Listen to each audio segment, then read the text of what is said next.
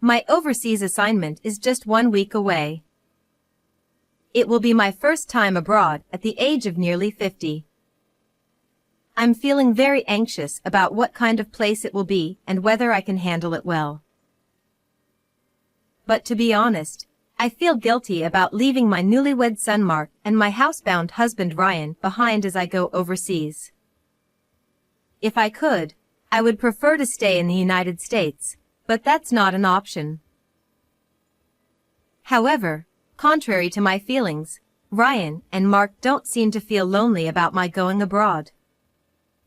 They've always understood my way of working, as I've often been away from home due to my busy job. And, in contrast to my family, who saw me off without much fuss, I left feeling a bit regretful. While I was bewildered by the unfamiliar environment there, I focused on my work, thinking of my family's faces. After a few months, work finally settled down, and I saw a chance to return to the United States. At last, the day of my return arrived. With many souvenirs in hand, I walked home with a light step. I'm home. I opened the living room door, my heart pounding, wondering how they would react. Huh? A ghost? For a moment, I turned around to see who he was talking to, but there was only me in his line of sight. Was he talking to me? Had they presumed me dead without my knowing? Feeling uncomfortable, I quietly left the house. Then, a few days later, the truth behind those words was revealed. The college girl CEO. There was a time when I was called that and became the center of attention. I, Kelly, started my own apparel brand while I was still a university student and became a CEO at a young age. Ever since I was in middle school, my dream had been to become an entrepreneur, so from high school, I diligently studied to make that dream a reality. My high school life was far from the glamorous one I had imagined. All I remember is gathering information on studying and starting a business. When I think of memories from high school, the school festival during my 3rd year comes to mind. As I was wandering aimlessly from one stall to another, I was drawn toward the direction of some lively voices. Apparently, it was the stage where some classmates from another class had formed a band and were performing. I peeked through the gaps in the crowd to see who was performing. The moment I looked at the person playing the guitar, my heart skipped a beat, and a feeling I had never experienced before blossomed. This must be what they call love at first sight. From then on, whenever I saw him, I found myself discreetly following him with my eyes. But with the hectic season of senior year, filled with studying and exams, I wasn't confident I could balance love and academics. So, I gently put a lid on the budding feelings of affection and threw myself into achieving my big goal of starting a business. Thanks to that, I was able to get into the university I wanted and steadily gained knowledge about managing an apparel brand. Since I was a child, once I became passionate about something, I would become completely absorbed and forget everything around me. Perhaps it was this personality trait that allowed me to realize my dream of starting a business early. While attending university, I spent my days desperately trying to juggle my duties as a fledgling CEO. Around that time, I received a new job request. They wanted me to enter into an exclusive contract to design costumes for a band. I never imagined I would be in charge of an artist's costumes. Wait, this name. As I was reviewing the request, a familiar name caught my eye. One of the band members was Ryan, the guy from the school festival. Wow. He's still playing in a band. So, I ended up signing an exclusive contract, and with the beginning of costume meetings, I reunited with Ryan. I can't believe we're from the same high school. I feel a sense of closeness. Actually, I found out about you during the school festival in our senior year.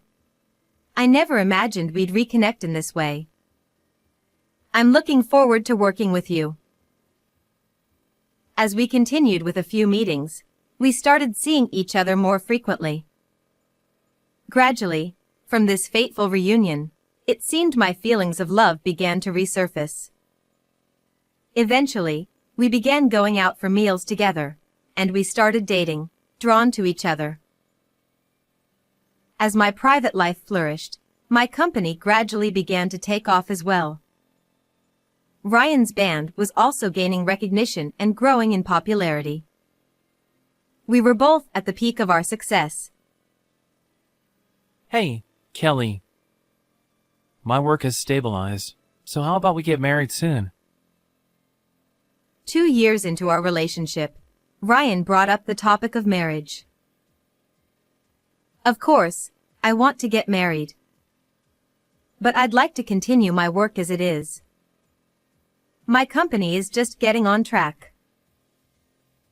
Let's support each other while valuing our work. I think if we cooperate, we can make it work somehow. Thank you. That's very reassuring. I'm looking forward to our life together. And so, I happily became Ryan's wife. We were busy with work, but we enjoyed a warm newlywed life. It made me happy that we could share our lives while each doing the work we loved. During that time, a tiny life began to grow inside me. I have something to tell you. What is it? Is it about work? No. Ryan, you're going to be a father this summer. Really? Wow! I've got to work even harder now. Ryan beamed as he finished off the beer he was holding. I thought, I have to work harder too. While feeling both anxiety and excitement about balancing childcare and work, I vowed to make our child happy. You can come out anytime now. Ryan spoke to my belly. The season had fully turned to summer. Soon, we would finally meet our much-awaited child. I had wrapped up my work in preparation for the birth, so I was ready whenever the time came. And so, a week later, a small boy let out a healthy cry and was named Mark. Taking care of a newborn was challenging in a way that was different from work, but it also brought new joys. Even amidst the chaos, I felt a deep affection for Mark, who grew bigger with each passing day. A few months after giving birth, I was able to return to work after taking a break for a while. I had been worried about the company while I was on leave, but things were going well without any issues, which was a relief. Ryan also actively participated in housework and childcare whenever he had a break from work, so I never had to face the difficulties alone. Blessed with both a fulfilling job and a lovely child, we were living a truly smooth and prosperous life. However, such happy days, where everything goes well, don't last forever. Lately, Ryan has been home more often, seemingly with some extra time in his schedule. Don't you have anything planned for today? Yeah, my work has been decreasing lately. Well, it'll probably get back to normal eventually. I see. I hope that's the case. Ryan didn't seem too concerned, but I was worried about how his work would go in the future. Since we had that conversation, it feels like his schedule has become even lighter. I was starting to feel anxious about whether his band would be okay like this. Soon after, my concerns turned out to be justified.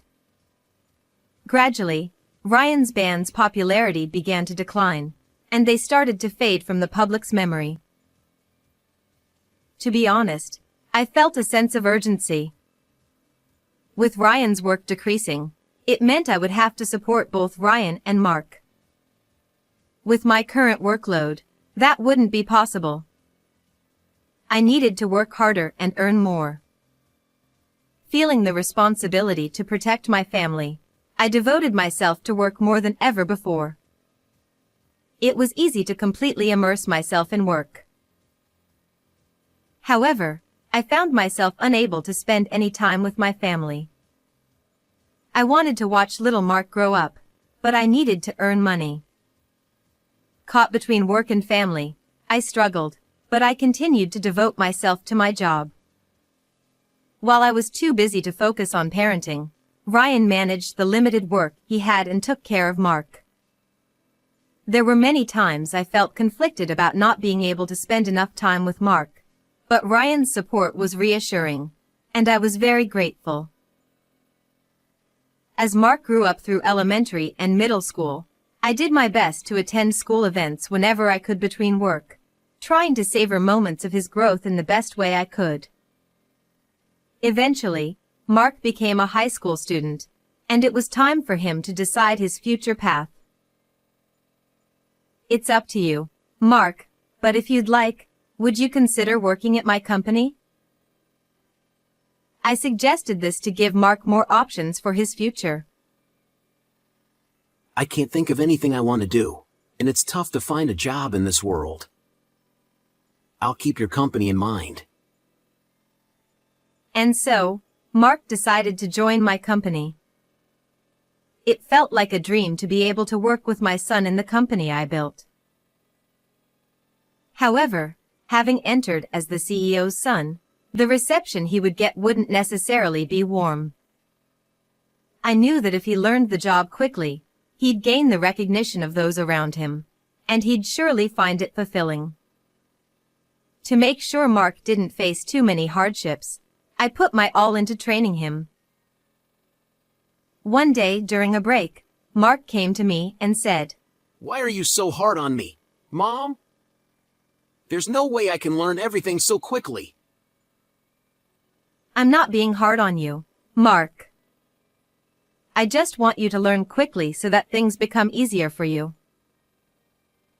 That's just your ego, Mom. I want to learn at my own pace. With that, he walked away. What I had been doing to try to spare Mark from difficulties had actually become a burden for him. Hearing his words made me reflect a little. However, I often got overly passionate about teaching, and we frequently clashed. By the time Mark had learned the job and could handle it, a problem arose. Ryan's band was finally dropped by their agency. Unable to continue the band he had been part of for so many years, Ryan became like a shell of himself. And it was understandable. He had lived with music since high school, so it wouldn't be an exaggeration to say he had lost his reason for living. I felt sorry for Ryan, who had lost his purpose. I thought I couldn't let him remain a shell, so I wanted to help him recover. Hey, Ryan.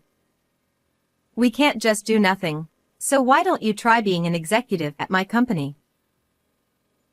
Honestly, I don't feel like doing anything right now. You'll have to do something eventually, so you should try to regain your spirits little by little. Yeah, I know. For now, just try working at our company. Take it slow. And so, Ryan began working at my company as an executive. I hoped that giving him a social role would help him eventually recover and embark on a new life. I had such hopes, but I soon realized that my thinking was naive. Hey, are you planning not to go to the office today again?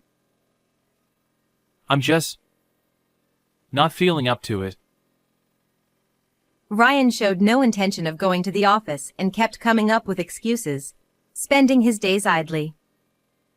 At first, I thought it was just a tough period for him mentally and decided to leave him be.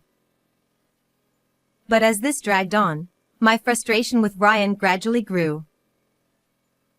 Ryan, don't you think it's time to put your feelings in order? There's no point in staying home forever. I'll start working soon. Just give me a little more time. He said that, but the days continued unchanged. During this time, Mark brought his fiancée home to introduce her to us. This is my fiancée, Mary. We're planning to get married within the year. Nice to meet you. I'm Mary. I really like the brand from your company, Kelly. Oh, really? That makes me so happy. Mary, please take good care of Mark. Mary seemed like a pleasant person. She and Mark made a great couple. So, Mark would soon have a family of his own. He's really become a fine adult. While there was a slight feeling of loneliness at the thought of my child leaving the nest, the joy outweighed it.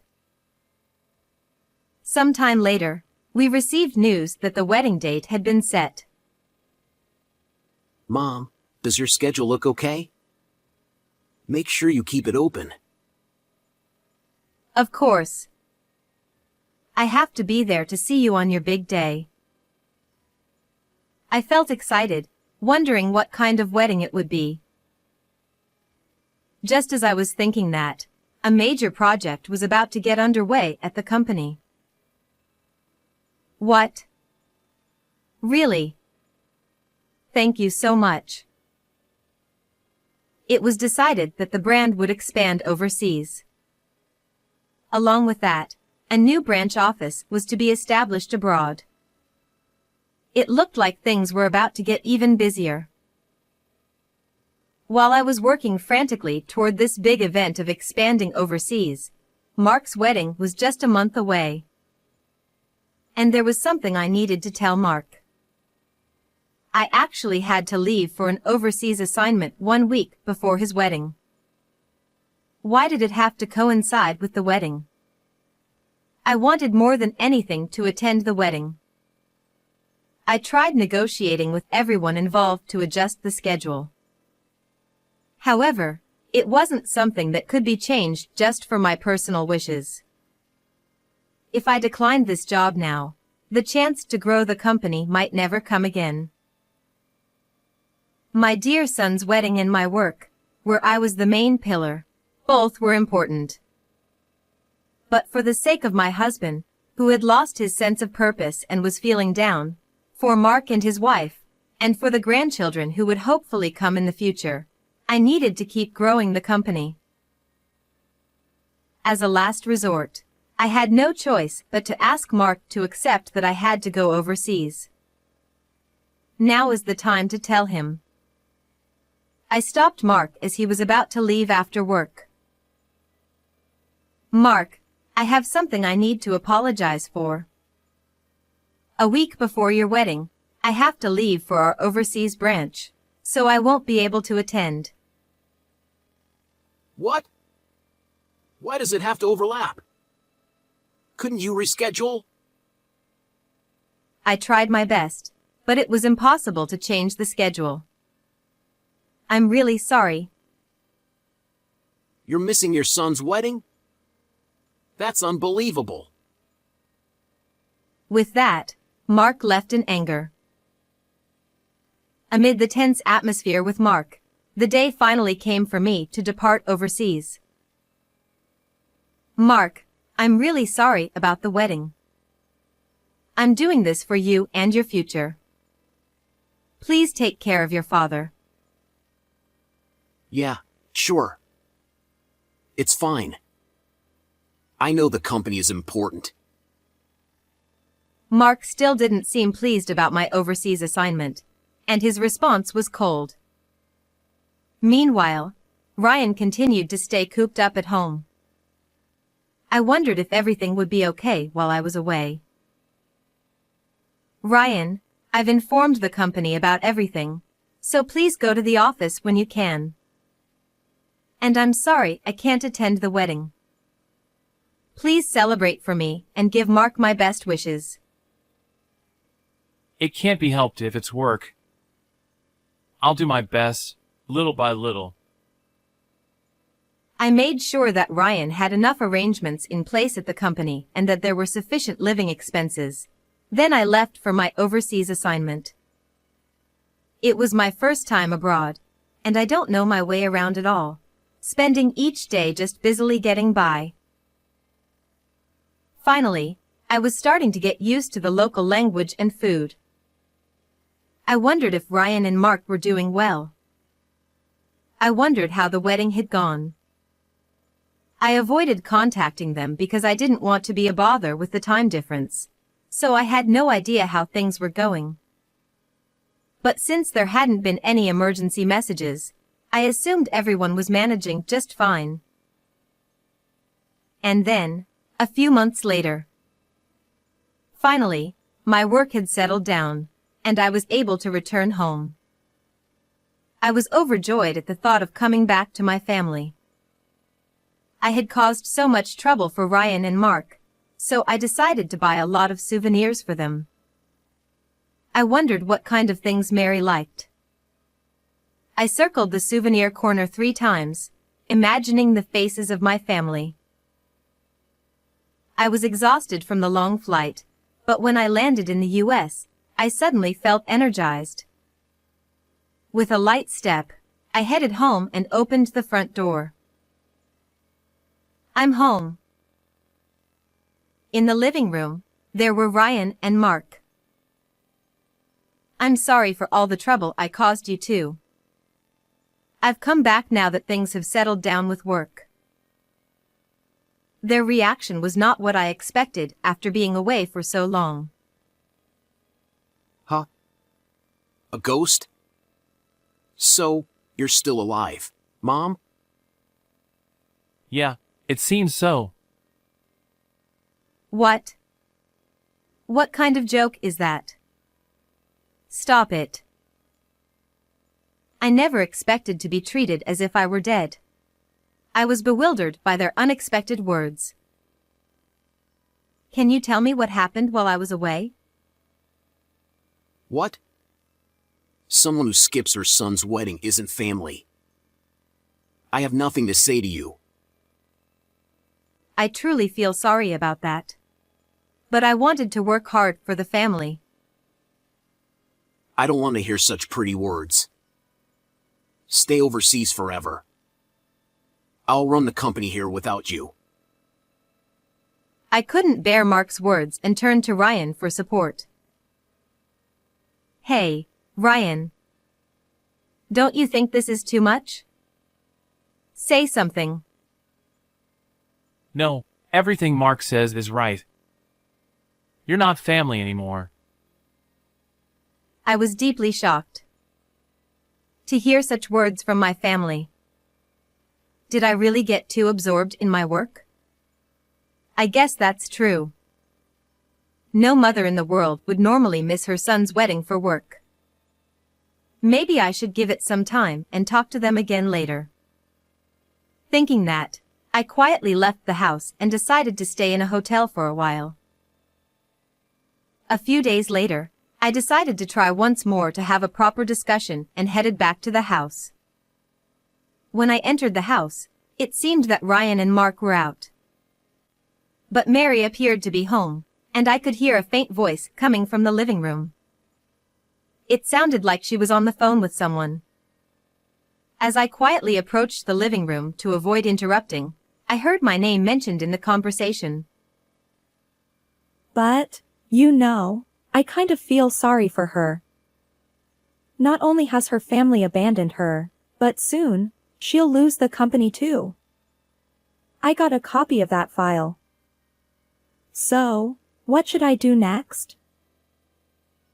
As I strained to listen, it became clear that they were talking about taking over the company. I had heard after returning to the US that Mary had joined my company, but what did she mean by taking over? And who was she talking to on the phone? I was shocked to think that my daughter-in-law could be plotting something like this. I had started this company at a young age, entrusting it with my dreams. I had been working hard for my own goals, but at some point, I shifted to growing the company for the sake of my family. There was no way I could let Mary take over such a precious company. I thought about what I could do to protect the company and decided to hire a private investigator to look into Mary's background. A few days later, I received a call from Kevin, the detective, saying that he had quickly gathered information about Mary. Where should I start? Kevin spoke cautiously. Kelly, do you know this person? Oh, this person. The photo he showed me was of the CEO of a rival company. It seems that this person is involved. For now, I will give you the report from this investigation, but I believe it would be best if you shared this with your family as well. But I can't just go home so easily. Besides, neither my husband nor my son is willing to talk to me. Please, just go ahead with the report. In that case, I will be there when you talk to your family. If necessary, I will speak on your behalf. Now, let me begin the report on Mary. Kevin began to speak calmly. With each piece of information he revealed, my brow furrowed more and more. So that's what Mary's phone call was about. I really need to have a serious talk with my husband and son. After hearing the investigation results and learning the truth, I decided to confront Mary head-on. I enlisted Kevin's help again and gathered all the necessary evidence. I was fully prepared to have an open and honest conversation. Kevin stood by my side. I couldn't afford to lose here. Taking a deep breath, I opened the front door. I need to have a talk. Please, everyone, sit down. I gathered Ryan, Mark, and Mary in the living room. I'm sorry for the suddenness. This is Kevin, a private investigator. I had him look into something. Now, Mary, does anything come to mind? Huh? Not at all. Did I do something? Mary replied with a half-smile. What's going on all of a sudden? Mom, you haven't even met Mary that much. Is there some kind of problem? Mark defended Mary, directing his hostility toward me. Ryan, still trying to grasp what was happening, remained silent, glancing around nervously. Mary, you know this person, don't you? I gently placed a photo on the table, showing the CEO of a rival company walking beside a smiling woman. As soon as Mary glanced at the photo, she tried to cover it with her hand, but I quickly picked it up. Hey! Let me see it properly. Ryan, Mark, you've both been deceived by Mary. What are you suddenly talking about? That's disrespectful to Mary. Exactly. How could you accuse me of something like that? What are you saying, Kelly?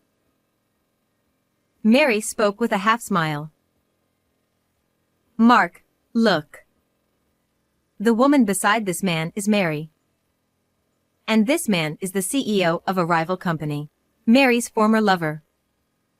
It seems they're plotting together to take over my company. Could you stop making baseless accusations? What kind of nonsense are you talking about? Enough of this. Mark still didn't believe me. Mary, still confident in Mark's support, maintained a composed expression next to him. Marrying you was all part of the plan. Mark, wake up and see the reality. Why should I believe that? Besides, I don't need to hear this from a mother who was barely around. You were always working, never paying attention to me. Don't pretend to be a mother now. Mark refused to listen to me and instead vented his built-up frustrations. I was taken aback by his words, unable to just brush them off. I had worked so hard to make Mark happy, but it backfired. Had I made him feel so lonely all this time? Your father's income was always unstable, so I felt I had to work hard. I just wanted to make sure you could live comfortably. But I was wrong. I'm sorry for making you feel lonely since you were little. That's just an excuse. Mark muttered, his face slightly contorted. I hate to interrupt this touching moment, but could you stop falsely accusing me? How long is this going to go on? Mary sneered mockingly. Even at this point, she was still trying to conceal her true intentions. Then, having lost patience with Mary's attitude, Kevin spread out evidence, photos and documents on the table. Will you still claim you're innocent after seeing this? What is this? Mark! Don't look at this! Don't! Mary shouted as she frantically tried to gather the items scattered on the table. But despite her screams, Ryan and Mark started picking up the evidence and looking through it. Is what Kelly's saying true? Mary, you... Damn it. I can't win this. Realizing she was at a disadvantage, Mary slumped down on the sofa in defeat. So, it was all just to take over the company? Was it a lie when you said you wanted to be part of our family? Mark's voice trembled with despair as he questioned Mary. That's right. You were just a pawn, nothing more. I planned to dump you once the company was mine. That guy said it would all go smoothly if I followed his lead. Why did it have to be exposed now? This isn't my fault. Mary raised her voice, refusing to admit her wrongdoing. Then, feeling uncomfortable, she hurriedly left, dialing someone on her phone. She was probably calling the CEO. Now, do you believe me? Yeah. I was deceived. Well then, I'll take my leave now. Kevin began preparing to leave.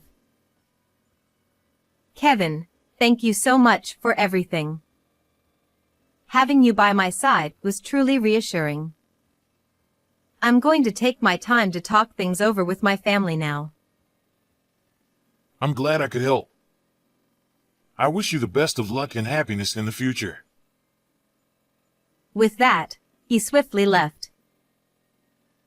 As I watched Kevin leave, I thought about what I should say to Ryan and Mark. They had come to believe Mary's wrongdoing, but the tension between us still lingered. For now, I needed to look them in the eyes and talk things through. I took a deep breath and slowly returned to the living room. Gently opening the living room door, I saw Mark looking stunned and Ryan with his head down. I'm sorry for startling you both today. I truly want to talk with you and go back to being the family we were. Then, Ryan, who had been hanging his head, spoke up. Kelly, Mark, it's all my fault. While Kelly was working so hard for Mark, I was only doing what I liked. I never thought even a little about our family. But Ryan, you took care of Mark. Because of you, I was able to focus on my work. Even so, when my band contract ended, I made things harder for you. I'd only ever done music, so I felt truly hopeless at that time.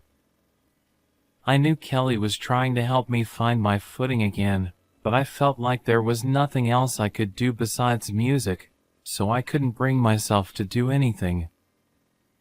I'm truly sorry for causing you so much trouble. Listening to our conversation, Mark's eyes filled with tears. Oh, Mark, why do you look like you're about to cry? Mark, please understand that even though I was always working, I never gave up on you.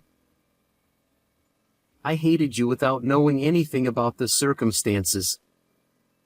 Ever since I was little, I thought your work was more important to you than me, and I felt resentful. Mom, thank you for everything you've done for us. I'm sorry for saying such awful things. No, don't worry about it. I'm just glad we're finally having this conversation. For the first time, the three of us had an open and honest discussion. By sharing our true feelings, it seemed like the emotional distance between us had grown closer than before. After a while, Mark decided to divorce Mary. At the same time, Mary was fired from the company, and her takeover plan ended in failure. Mark decided he wanted no further involvement with Mary, and he cut ties with her without seeking alimony. As for Ryan, he's been working hard as an executive in the company. I never thought I'd be working properly at this age. It turns out I still have a lot left in me. Don't get too ahead of yourself. We're counting on you. I was glad to see Ryan looking so lively. I felt relieved that he had found his place outside of the band. Hey, Mom! The sales at the branch overseas are incredible. The expansion abroad has been a huge success. Mark excitedly showed me the sales report of products that had gone viral overseas. Wow, that's amazing. I've never seen numbers like this. The overseas branch achieved outstanding performance, and my company even went public on the stock market. It has grown to a level where rival companies can't even come close. By now, that company's CEO and Mary must be biting their lips in frustration. The three of us gradually repaired our family relationships and worked together to manage the company. There were times when balancing work and family was really tough. When Ryan and Mark turned their backs on me, it was even harder, but even that has become a good memory. What I feel most of all is a sense of accomplishment for all the hard work we've put in. I want to cherish this company and my family for a long time to come. How did you like today's story? Please don't forget to subscribe to the channel. See you in the next video.